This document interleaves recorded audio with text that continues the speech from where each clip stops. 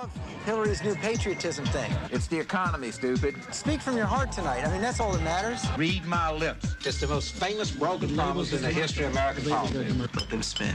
We will win.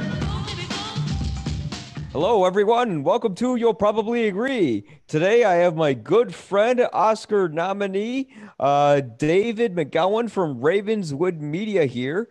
And as a documentary filmmaker, I was surprised you never seen this little documentary. Actually, a lot of people haven't, but it's on the Criterion channel now. This isn't the sponsorship for them, by the way, but I love them. So, well, why not sponsor them? And it's called The War Room, our first movie for Political Movies Month, before the revitalization of democracy or the death of it. And The War Room deals with the 1992 presidential race with Bill Clinton versus George H.W. Bush. And basically the campaign office that was run by George Stephanopoulos and James Carville, who've gone on to really become sort of household names within the political spectrum. So Dave, I got your text last night and you wrote, "Good doc. Thanks for recommending." What did you like about it? Well, it is a very good documentary. And it represents a lot of work. I can't believe those guys put together this 90-minute documentary with no narration, just using cinema verite as it happens, and putting it together into something that becomes a narrative. It seems like at first a bunch of disjointed shots, but then it all comes together as you're watching the movie. You're getting a very good sense of what it must have been like to be in the Clinton campaign office. Yeah, and the thing I love about cinema verite filmmaking when it comes to documentaries is so often with documentaries, they kind of get drowned out, especially today with editing. There's so many interviews interconnected with a lot of cutaway footage, or the perverse term for it, B-roll, and you don't get an emotional connection with anybody because I want to see a scene unfold in real time. And before I can get emotionally invested in that scene, before I can let it soak in, the person's talking over the footage and then all of this other stuff's going on. And it's like, I just want to see what's happening. It reminds me of a documentary I saw. This has nothing to do with politics, but there's this documentary on the DVD for Star Wars Episode 1, The Phantom Menace, called Star Wars Episode 1, The Beginning. And it's just raw footage of them making the movie. And it speaks volumes above any interviews you can get. Yeah, and this one was cool because even though it's the Clinton campaign, Clinton himself is like this distant figure, that everything is buzzing around. But he's really not central to the movie at all. He just pops in every now and then, and almost like in third person. Yes, you only see Bill Clinton like in the movie, like outside of the cutaway footage from the news. You only see him once, I think, where he's sort of wearing this Arkansas jersey for some football team, and he's kind of hanging around the guys in a hotel room with Stephanopoulos and Carville and kind of joking around with them, and that's all you see of him. And the only other time you see them speaking to Clinton is on the phone when they're all giddy after he won the presidency. Right. Yeah. Yeah, that was cool. And it's also, it was cool to see 16 millimeter film again. Yeah. In a documentary, the format. I think at about 32 minutes in, when they go to Little Rock, they get shots of Little Rock for the movie. You actually see in the lower right corner a hair. And that used to be the thing with filmmaking. I was an assistant cameraman for a long time. After every scene, whenever you got a chance, actually, you'd always have to remove the lens, use a little flashlight and a magnifying glass, and look over the aperture where the film is sitting to see if like little strands of film emulsion would get dislodged and end up in the gate of the film of the camera. And it used to be something that would plague movies, especially documentaries, because you're just doing it on the go. You can't always check for these hairs, and if you had a perfect shot but it had a hair in it, you had to use it. I think even like they made fun of it in some Bugs Bunny cartoons, like in the 40s, where the hair shows up in the cartoon, where of course you'd never have a hair in the gate for a cartoon, but Bugs Bunny that has some, he does a riff on it and pulls the hair out or something like that. Yeah, I always wondered how the hair got in there because I was like, does that get in the lens from someone's head, or is that during they the call it a chemical hair. process? It's not a hair. It's not actually a hair. It's a piece of the film, the actual emulsion of the film, not the emulsion, but the film itself, the medium. It kind of gets dislodged from the side of the perforations or whatever, and ends up getting lodged into the aperture. So Oh, it's a piece of the film that I gets lodged see. there. But because it's a very tiny piece, but because the aperture is tiny, when you view it on a screen, it looks huge. Now, with that 16 millimeter film, how did they get natural light with that? Because, whatever I filmed on film, you would need, lights upon lights upon lights to get proper Well, exposure. no. By 1992, they had some pretty fast film emulsions. Hmm. 7247, I think, was the Kodak number for it, Yeah. for the negative, and it was, it's probably like back then we used a thing called ASA, which I think Yes. today they call it ISO. Yeah. But it got up to like maybe 600. Okay. Yeah. Yeah. Now it So goes up to like today the 3,200. Yeah. well, yeah, most digital cameras I've saw, like with the Canon, you can go up to like 6400, which is Yeah. just incredible. Yeah. Yeah. Yeah. It's insane. I know I'm getting the Blackmagic Pocket Cinema 4K, and damn, like you film in a pitch black room, which I basically did and still see stuff. It gets a little noisy then, but going back, but I do kind of like I like the the film. look of it though. I like the look of the film as it's using natural light, especially with the movie last night with the War Room, because a lot of it's like these fluorescent lights and they got this kind of green tint to them. Yeah. It makes it look sort of film noir.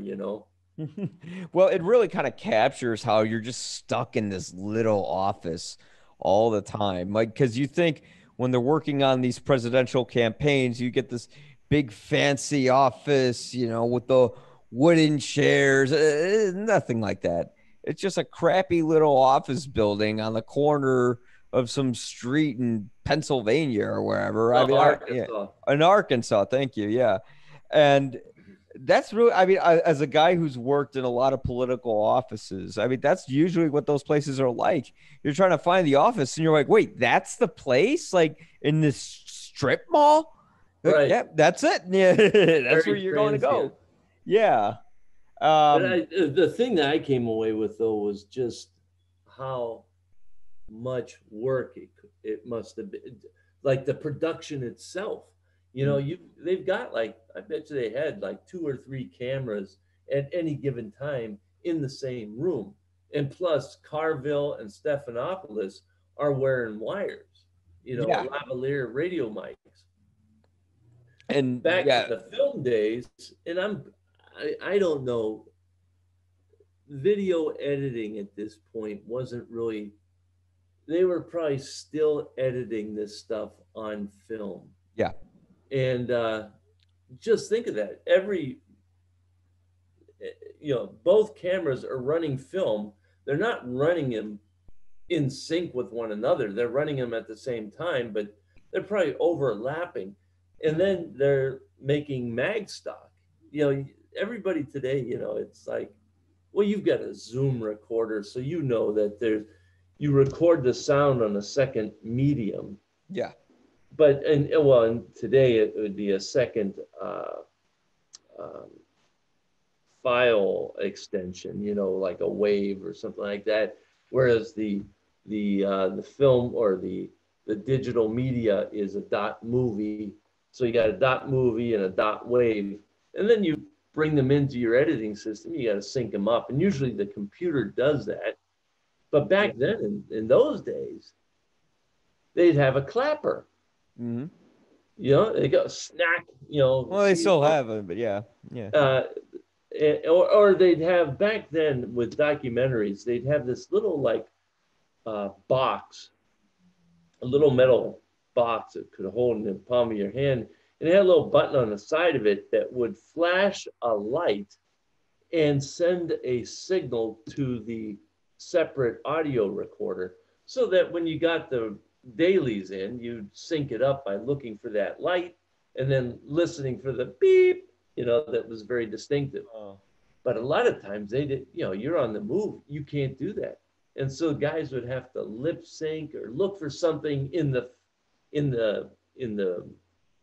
visual medium, that like a chair that got moved or something, and then listen to the sound, the separate soundtrack, and try to find that sound. And then, oh man, it was a nightmare to try to sync stuff up, because I did documentaries like that myself. But this one went on for like a year. Yeah. How much film they must have ended up with, and the post-production work, just incredible. Yeah, I mean, I've edited footage I've shot on film before. I actually still own a 16 millimeter Bolex camera that is operational. It's the Bolex that you actually see on the picture that you'll see in the YouTube version of this video. It's on the picture of all the YPA stuff. That's my functioning Bolex. It's my functioning Bolex. Exactly. Take that as you will.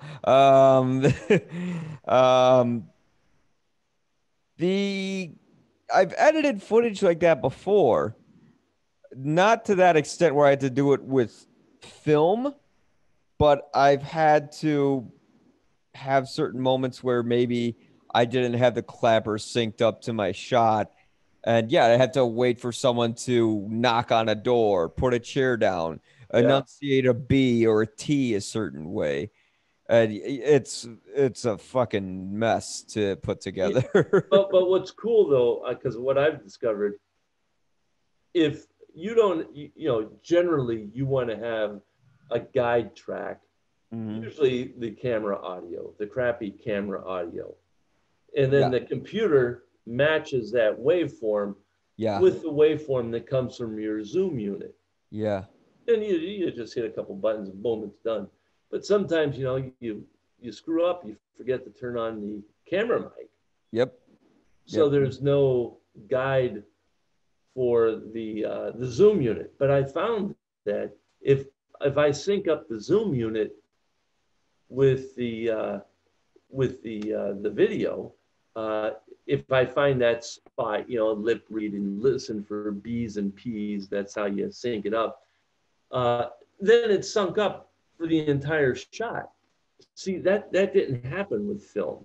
No, it was just all mute, and you had to have the time mark on your clapper to the right shot to everything. Well, it was both the sound recorder and the camera, their speed, their electronic speed, how the machine is running, was governed by a crystal. And the crystal, if you didn't have that crystal, forget it, man. It would be in sync for like maybe 6-7 seconds, and then slowly it would go out of sync, and then you'd have to resync it again. It was just an utter nightmare if you didn't have that crystal connection between the audio and the video or film units, components. God, I'm glad I didn't have to go through that particular thing. Like the worst I had to go through was like if my internal mic wasn't on my video camera, then I'd have to. Then you got to lip sync it, but you only had to do it once and it's done. Boom. Yeah, exactly. With the crystal, when it goes out of sync, I mean, the closest I had to it is I shot a live show. This guy demanded that he had his feed be plugged in, so I let him plug it into his camera. And I swear to God, every few minutes, the audio would drift out of sync, and I'd Wow, have what to caused that? fuck if I know. Oh, His shitty setup. yeah, right. That I didn't want him to use, but I'm like, fine, here, stop bitching. Here's your fucking setup, you know. So Boy, I couldn't believe though, watching the documentary. It just brought back a lot of memories about that time. yeah, That was a very distinctive campaign. I don't remember a lot of campaigns what happened, but that one I do, because he came out of nowhere. I forgot that Songus was in the race too. He was a good guy. Paul Songus was an honest, decent politician. Yeah. yeah, And, and and Jerry Brown, I yep. remember at the time, uh, Jerry Brown, when he was running against Clinton, um, Mike Royko. Do you remember who he is? No, I mean, when I was around, this movie came out in 94, something like that. It should be on here. 93. 1993, yes. And in 90, so I was born in 1985. So I Yeah. was like 8 years old, maybe But you nine. never heard your parents talking about Mike Royko? No. So Mike Royko was like the Jimmy Breslin of Chicago, like Hmm. a columnist, an opinion columnist that everybody went to every day. He was with the Chicago Daily News first, but then he went to the Sun Times, and I think he ended up with the Tribune at some point. I think when Murdoch bought the Sun Times in the late '80s, he Hmm. jumped ship and went to the Tribune. But he called Jerry Brown Governor Moonbeam, and That's what that was. it connected. It just everybody started referring him to, and then Royko. I think it was during this campaign and Yeah. Jerry Brown came to see Royko because Royko was the guy to see if you wanted Illinois to vote for you. Yeah. That Royko ended up writing an apology column to Jerry Brown saying, "Hey, this guy, I got it wrong. This guy really knows what he's talking about." And Wow. watching the documentary last night, I thought, God, yeah, I bet you Jerry Brown would have made a good president. There's a lot of people who are honest, good politicians that don't make it because they just don't have charisma. I think ever since they introduced the televised medium of the presidential debates, it became sort of a beauty contest. When you have Kennedy won by a mile, but on the radio is a tie. But it's always the charismatic politicians who seem to win. Bill Clinton, I have nothing against him. I mean, I think the moment he won the American public was when he was playing that saxophone on the Arsenio Hall show on the intro. Uh, Partially, it was yeah, also because George Bush Sr. uh, People had pretty much had their fill of the Reagan years. I think they were done, and that "Read My Lips," that was a dumb thing for him to do. mm, yeah, You know what I'm talking about? yes. You read my lips. Yeah, No new taxes. Yeah, yeah, and then they just hammered him on that. yes, and they show that in the documentary. It's like, read my lips. No, read the facts. And it was amazing when they were going over sort of the ad campaign in Right. that movie. Because when they were doing the ad campaign, I remember that they really wanted to push this one story where they were printing the George H.W. Bush's banners, and they were printing them in a place in Brazil. Brazil. Yeah, and they fought like hell to get that footage. And I don't know, did they air that ad in the end or did they not? But they went They on did, for but it just yeah, never went anywhere. It was like an yeah, idea. They thought they had them, and it just didn't go anywhere. yeah. but just to see how much goes through with that. I mean, just how in the last minute, I completely empathized with their ads director because they're talking to her on the phone.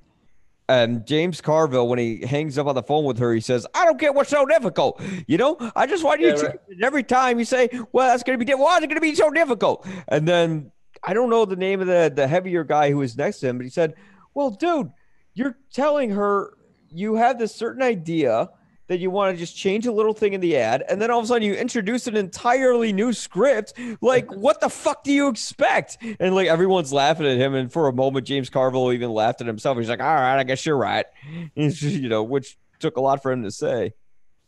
Yeah, it was also a neat side story that he was dating Madeline, Yeah, the campaigner for George W. Carville was.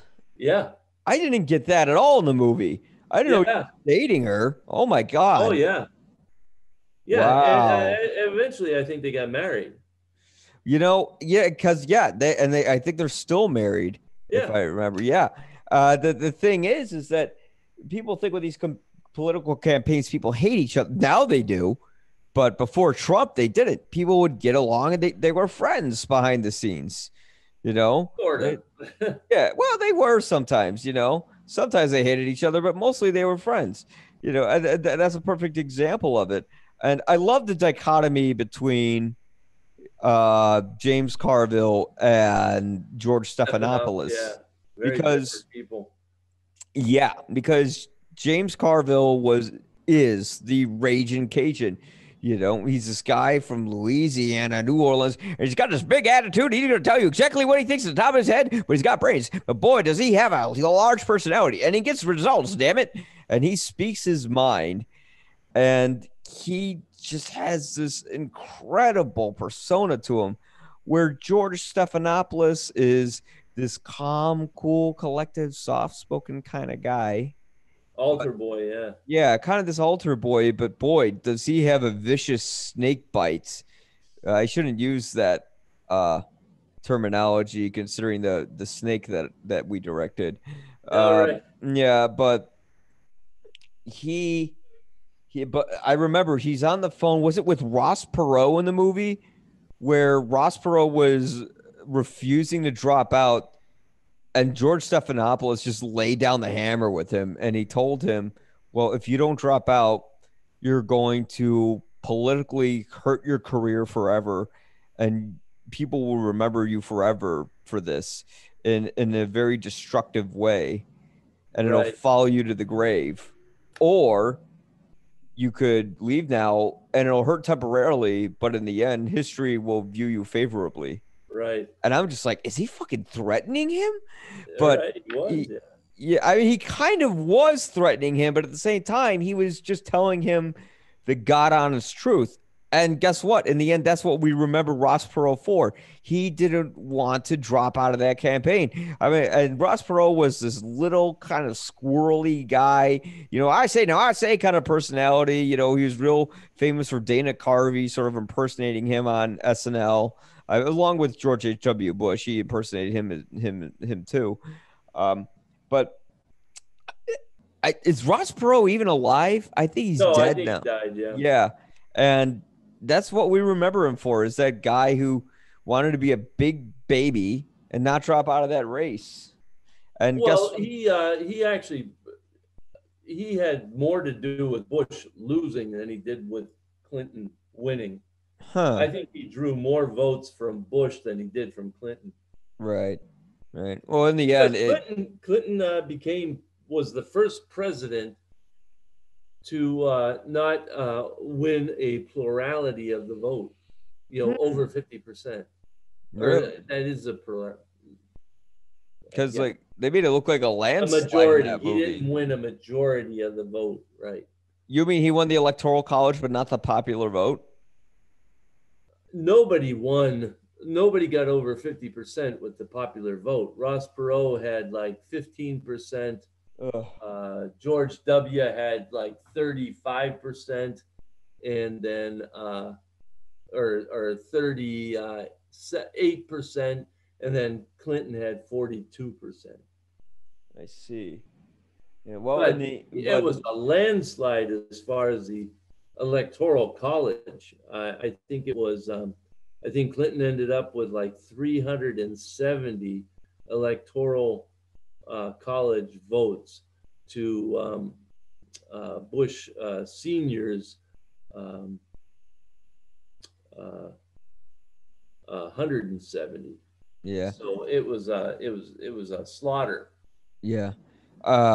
Looking back at some of the stuff from that campaign then to today, I saw a lot of similarities. For instance, you had Jennifer Flowers, who basically made up this whole story about Bill Clinton having this 12-year relationship with She her. did make it up. She did, right? No, she did not. Is that It's pretty true? much true. Yeah. I mean, as much as I can dope out, she did. She was his girlfriend for 12 years. Well, even so, the thing that was very damaging in that, which they would never dare do today, was they asked her if a political party approached her with that story. And then she said that they did. And they said, who? And she said, the Republican Party. I'm going to guess everyone in that room next to her was like, shut the fuck up. You're going to fuck this up for us. What she said. Yeah, right. You know? I mean, yeah, but then we have Tara Reid today, who's saying that, Joe Biden grabbed her ass or something like that. And look, I don't. Today? That just came out or something? No, this is months ago. Oh, okay. And you know what? Oh, right. Yeah, right. No, right. The woman intern, right. Yes. And the thing is, every political campaign always has some sort of scandal or something like that. With Trump, it doesn't matter. He just, he raped like 20 women. Somehow nobody gives a shit, But with well, not raped. Some of them he raped. Some of them he just harassed, but whatever. Not whatever, but whatever. At the same token, I don't want to not listen to what victims of sexual abuse have to say, right? But as it turns out, with Tara Reid's case, she's had a plethora of unsubstantiated claims regarding sexual harassment with other politicians. She has a history of bullshitting, in other words. Yeah. No, not Jennifer Flowers. I think no.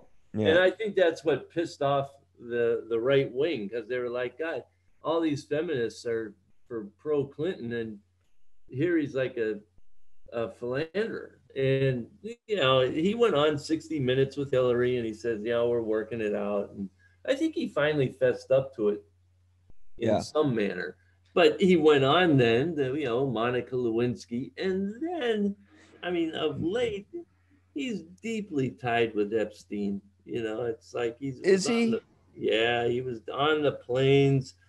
There's something there. It's not good, So yeah. I don't tend to think of Clinton as like some sort of saint. Hero or anything. No.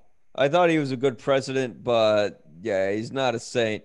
And but let's not forget that Trump was tied to Epstein as well, and Trump was in the Democratic Party at a certain time, and I think he was friends with the Clintons until, he completely went off the rocker. Oh yeah, and sure. just made them enemies just because it would satisfy his own ego. It was cool to see some of the people that are around today. Obviously Stephanopoulos and Carville are around, but there are a lot of shots of Paul Begala. Huh. Paul Begala. Oh yeah, that it's like the entire fucking the entire cast of Crossfire was there. Right. If you remember, if anybody remembers that show, that was a show that basically Jon Stewart canceled by grilling all of them, telling them that they're ruining the political process on their own show because you had. The one where he brutalized Carlson Tucker and his bow tie. Tucker Carlson and his bow. Yeah, and he stopped wearing bow ties after that. Right. What do you expect from a fucking guy named Tucker? But yeah, sorry to anyone who's a decent person named Tucker. I'm sorry your parents named you that. Hillary looked good. For the day, she did look okay. She looked all right, and you got to give her credit. She stuck around. I really wish the Biden campaign would just. I made this analogy. I wish that the Biden campaign would treat Hillary Clinton like how Disney treated the Star Wars prequels when they had their first revitalization of Star Wars: The Force Awakens. They acted like those movies didn't exist, right? Just push it away. It didn't happen. After The Force Awakens came out, when the next big Star Wars convention, they're like, "Hey, remember the prequels? Remember Jar Jar Binks? They're here. Say hi to them." But that's what Joe Biden should do with Hillary Clinton. He should be like, no. Forget about Hillary. Just push her to the side. We want nothing to do with you. You didn't fight hard enough. That's the way I think he's handled it. I don't see him associating himself with Hillary. Oh, God, all the time. It's just like, hey, join Kamala and Hillary, where we talk about the future. And here's Hillary. Like, no, fuck it. They gave Hillary Clinton a huge amount of speaking time at the DNC while they pushed Alexandria Ocasio-Cortez to the side, where she sounded like she was endorsing Bernie Sanders, that she had to later which she later had to clarify on Twitter, of all things, that she wasn't, that she was actually endorsing Biden. But, oh, God, just get Hillary the fuck out of sight. She's poison, Yeah. Introduce her after Biden wins. After Biden wins, be like, hey, Hillary, we love you. We forgive you. Yay, Hillary. But for now, no. Treat her like the fucking prequels when The Force Awakens came out. There you go. And Ann Richardson, the governor of Texas, the first woman governor of Texas, she was a force to be contended with. Yeah. If you remember a white-haired lady in a red dress, that was kind of her trademark. Mm-hmm. You don't know who she is, right? No, I mean, again, I was 8 years old or something that at this time. One thing about the documentary, though, I mean, it was a good movie. However, about a little over an hour, like at maybe 70 minutes, I noted that I started to check how much more time there was on it. I'm getting kind of like not bored exactly, but a little anxious for it. They spent a little too much time on that Brazil ad sequence. Yeah. I think that's where it slowed down. Yeah, I'm just like, okay, like this ad didn't really mean anything in the end. Why are we focusing so much on this? And it's funny, they made a big deal out of that, but look at but the fucking MAGA hats are made in China, some of them. Where now Trump has gone into a trade war with. Well, you got to remember his numbers are dropping. Yeah, we'll see. I want to, I'm feeling confident, but I want to keep my horses in the stable until the race is over. I don't know what that means, but okay. Essentially, I want to subvert my I want to keep my expectations at bay. Yeah, keep them low. Yeah. So, and it's funny, they canceled the debate in 1992, which was a big deal.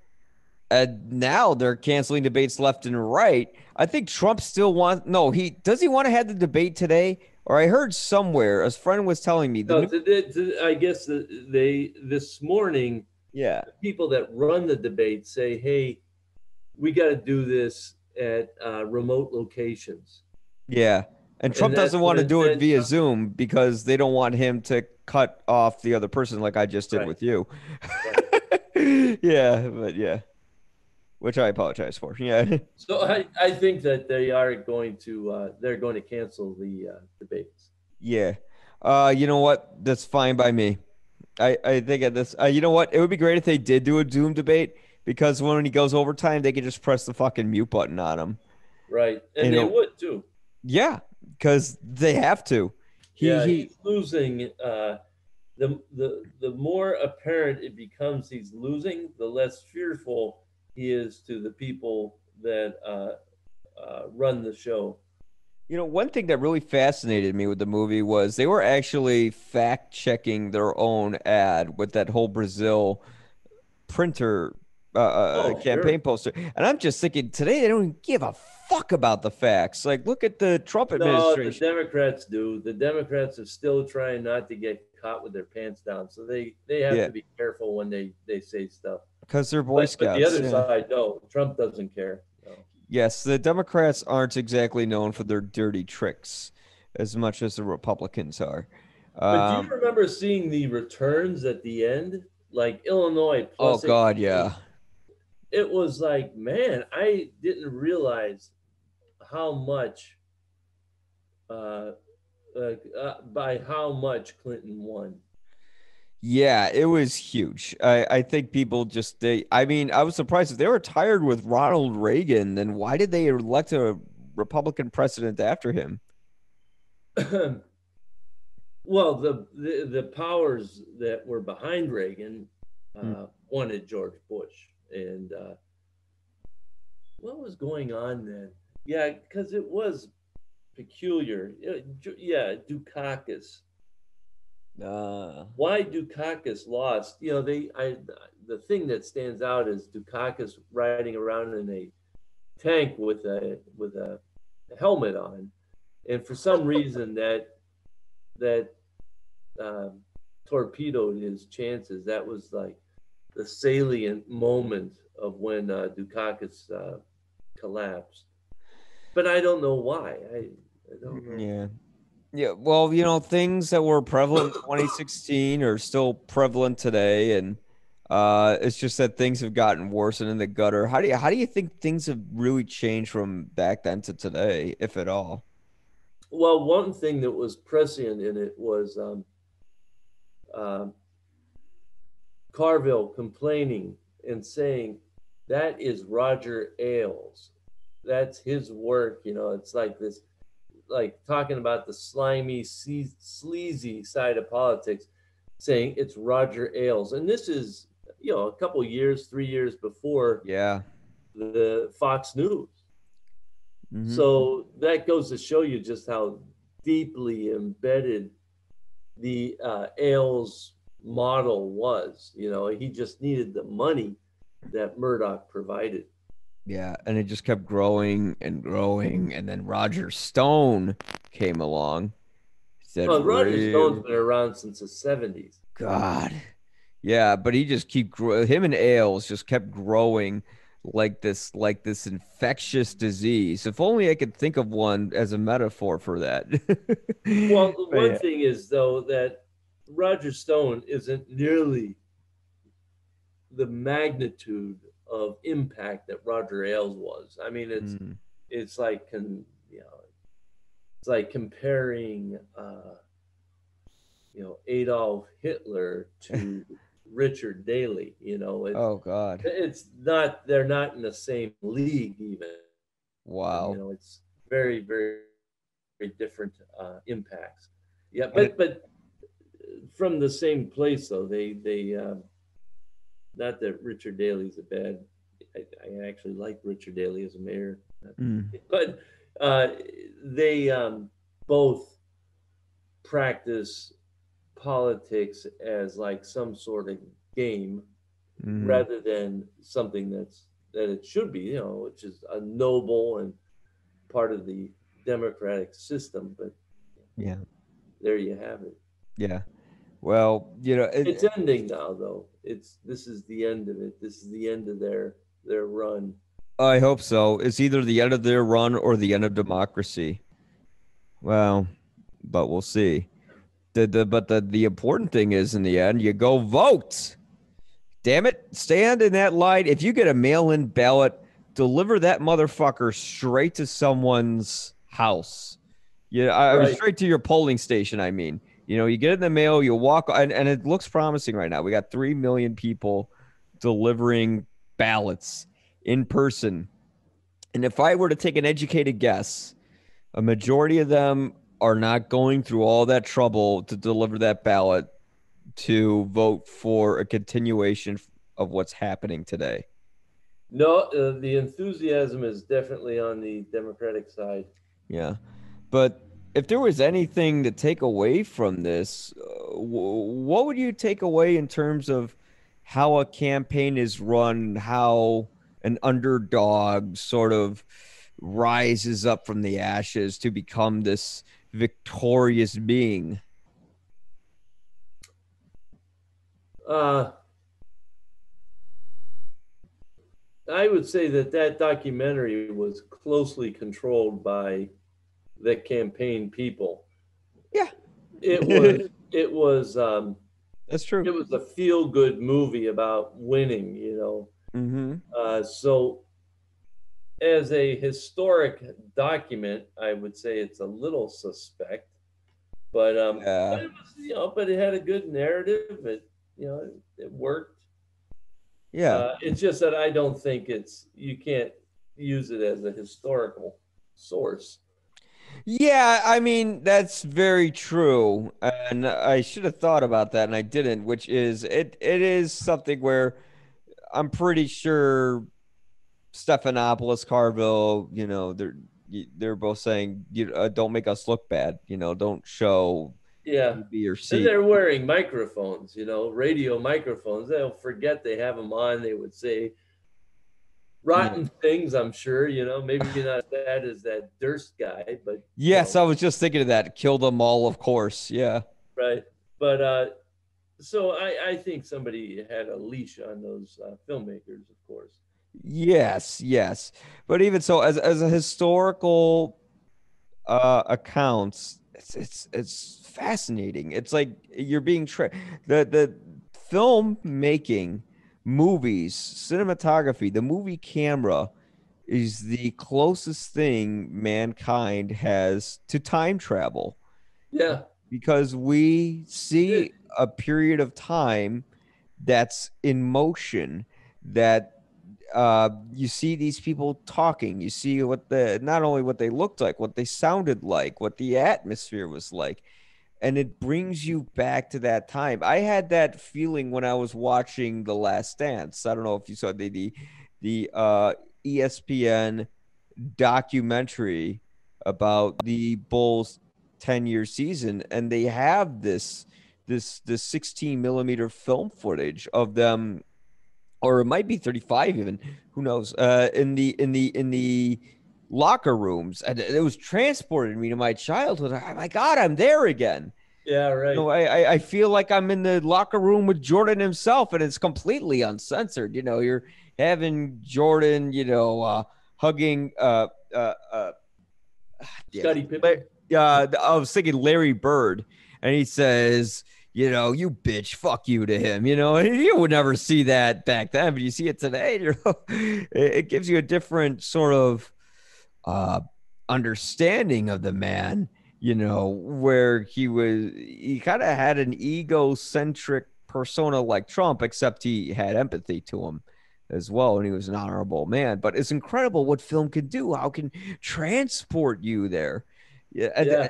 I love watching verite footage like that without the interviews. The best parts of The Last Dance is when no one was talking and you just saw what was going on in that locker room. Although the interviews they used wonderfully, especially with Jordan looking at the iPad with and reacting to what people were saying about him. Right. uh, That's cool. Yeah, but yeah, having said that, I would highly recommend it. If you have the Criterion channel, go Google it. You can see so many incredible classic films on there that it's almost an unlimited resource of knowledge. But yeah, having said that, thanks for coming on. Is there Thank anything you, you Mike. want That was to? fun. Yeah. Thanks for recommending that movie. It was a really good documentary. Yeah. Is there anything you want to add about it before No, just it's yeah. just funny that it's 30 years ago, nearly 30 years ago, and wow, who could have predicted where we'd be today? The life is unpredictable, which is why I want to uh keep my expectations at bay Yeah, for November 3rd. Uh but if I were to urge anyone anything, think of how civil, as crazy as things seem now, think of how civil, how quaint things were back then. Remember when Stuttering John from the Howard Stern show asked Jennifer Flowers, did Governor Clinton use a condom? Remember when that was considered degrading and disgusting? That's quaint now. We had Anderson Cooper asking Stormy Daniels in a legitimate interview if Trump used protection. Yeah, what was that? She said that she grabbed the Forbes magazine with his face on it, rolled it up, and spanked his bare ass with it. He did? Yeah, you didn't hear that? Oh, Yeah. God. Oh, God. Isn't that creepy? Oh, my God. Yeah. It's just It's this in my guy. head, now it's in yours. Yeah, this guy is the definition of a slithering, disgusting creep. It just makes your skin crawl. You know, I just if you see if there is one movie, I wouldn't recommend it, but I'd recommend the Donald Trump scenes played by Brendan Gleeson. Watch the Comey Rule. And the way Gleason plays him, it's kind of like if Marlon Brando played Batman. He just has this real mean voice to him. Where he's always. Is this a SNL? No, but it comes off like a fucking SNL sketch. Yeah.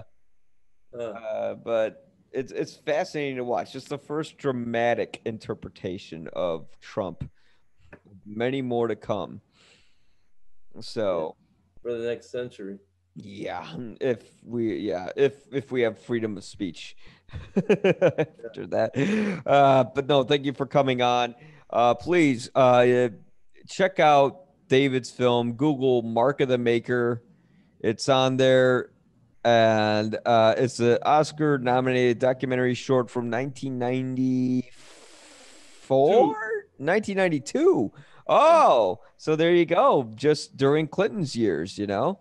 So when Clinton was president or won the presidency, David McGowan got his Oscar nomination. And please check out his work. David, thank you so much for coming on. Thanks, Mike. Yep. This is Mike Crowley from You'll Probably Agree. Why I said it on my own name, I don't know. I'm a moron. Go check us out at ypareviews.com. The YPA stands for You'll Probably Agree. Have a great one. Thanks. Landslide. I like the way this thing feels. They change the way campaigns are won. The War Room, from D.A. Pennybaker and Chris Hedges. This is just the most American thing you can do.